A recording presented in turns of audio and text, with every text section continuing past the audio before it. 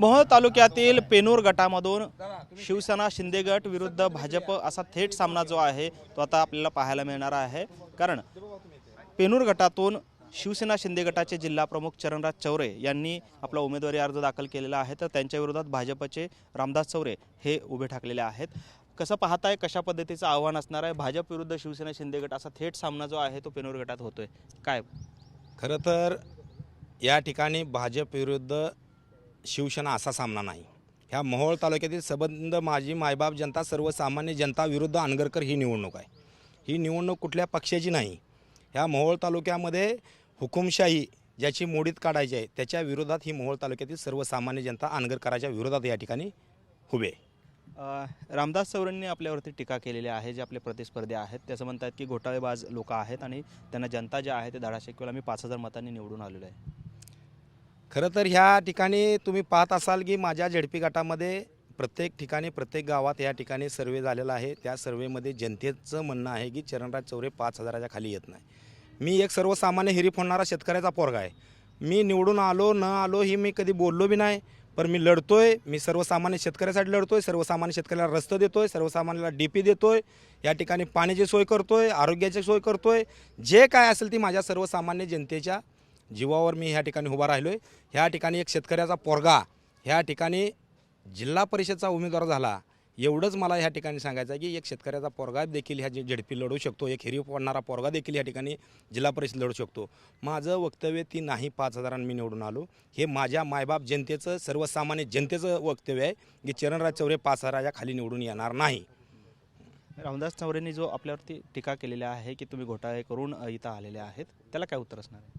घोटाळेखोर तर कुणी दुधात पाणी ओतले ती त्यांच्या पैसेच आहे ना। चरणराज चौरेचा ना कुठली पानपट्टी आहे, ना कुठला उद्योग आहे, ना कुठला व्यवसाय आहे, ना काही नाही। या ठिकाणी ज्या माणसाने ह्या ठिकाणी ज्या पार्टीतून ते उभा राहिले, ज्याच्या नेतृत्वाखाली अनगरकराच्या काम करतात, त्यांनी काय घोटाळे केले ते बघाव ना। आज भाजपामध्ये जाण्याची पाळी का आली ही बघा ना तुम्ही स्वतः।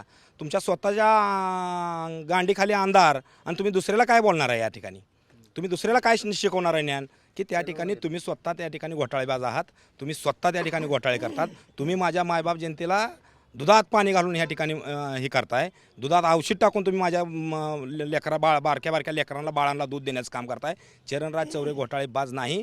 तुम्ही विकासावर निवडणूक लढा, तुम्ही विकासावर बोला, तुम्ही रस्ते किती केले सांगा, तुम्ही डीपी किती बसवले सांगा, तुम्ही त्या ठिकाणी डीपी किती दिलेत बघा। या सर्वसामान्य जनतेची गेल्या तुम्ही म्हणता ना 4-5 वर्ष झालं काम करतोय, माझं 8 वर्षाचं राजकारण आहे। या ठिकाणी एकनाथजी शिंदे साहेब यांच्या मार्गदर्शनाखाली आज मोहोळ तालुक्यामध्ये अतिशय चांगल्या पद्धतीने शिवसेना वाढते। खरं तर ह्या ठिकाणी त्यांना हे बघवत नाही। सर्वसामान्य माणसाला न्याय देण्याचं काम या ठिकाणी एकनाथजी शिंदे साहेब करतात आणि आम्ही देखील ज्याच्यावर अन्याय झाला आहे त्याच्या पाठीशी उभा राहण्याचं काम एक जिल्हा प्रमुख म्हणून चरणराज चौरे या ठिकाणी करतोय। आणि राहिला घोटाळ्याचा विषय, तर घोटाळ्याचा माझा पुरावा द्या। माझ्यावर जर कुठला घोटाळ्याचा पुरावा असेल तर हा चरणराज चौरे तालुका सोडून जायला तयार आहे। पण तुमची तयारी काय आहे? कुठं आहे नक्षत्रा? कुठं आहे कारखान्यात घोटाळं? त्यातला CSR फंड कुठं आहे? किती ह्या ठिकाणी मोहोळ तालुक्याच्या जनतेला CSR फंड दिला? सर्वसामान्य या ठिकाणी एखादी संस्था जर असेल त्या संस्थेला किती ठिकाणी CSR फंड दिला? ह्या ठिकाणी राजाभाऊ खरे यांच्या मार्गदर्शनाखाली ही जिल्हा परिषद लढत असताना त्यांनी आमदार व्हायच्या आधी ह्या ठिकाणी कित्येक शाळेला या ठिकाणी CSR फंड 20-20 लाख रुपये देण्याचं काम केलं। ह्यांनी आत्तापर्यंत कुठल्या संस्थेला एखाद्या आमच्या पांडवांना बचोटेसारख्या एका कार्यकर्त्याने जिंदगीभर आयुष्य घालवलं त्या ठिकाणी, त्याच्या संस्थेला टेबल देण्याचं सुद्धा काम त्यांनी केलं नाही। एखाद्या संस्थेला कुठं 10 लाख 5 लाख देण्याचं सुद्धा काम केलेलं नाही। पूर्ण स्वतःच्या संस्था, स्वतःच्या सगळं व्यवसाय स्वतःचं, कारखानदारी स्वतःची, सगळ्या सोसायट्या स्वतःच्या, त्या ठिकाणी हुकुमशाहीचं राजकारण ह्या ठिकाणी चालतं। या ठिकाणी जवळ घेतलं जातं, त्याचा वापर केला जातो आणि वापर केला की त्याला सोडून दिलं जातं। अशा पद्धतीचं त्यांचं राजकारण आहे। ही निवडणूक मोहोळ तालुक्यातील सर्वसामान्य जनताविरुद्ध अनगरकर अशी निवडणूक आहे। ही निवडणूक खरं तर 2 राष्ट्रवादी जे आहेत ते सोलापूर जिल्ह्यामध्ये एकत्र झालेले आहेत, राज्यात किंबहुना अनेक ठिकाणी झालेले आहेत। दोन्ही शिवसेना या निवडणुकीत एकत्रित असणार आहेत की ते स्वतंत्र लढत? या ठिकाणी ह्या सर्व गोष्टीचं दोन्ही राष्ट्रवादी असतील, शिवसेना असेल, उभाटा असेल, काँग्रेस असेल, याची सर्व जबाबदारी राजाभाऊ खरे हे स्वीकारतात।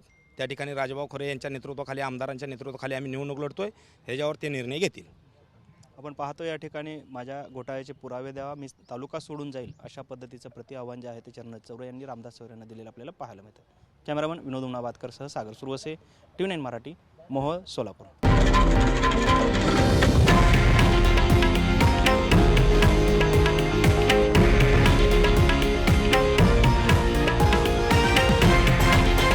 हे आहे देशातील नंबर 1 न्यूज नेटवर्क आणि आपण पाहत आहात TV9 मराठी, एकमेव.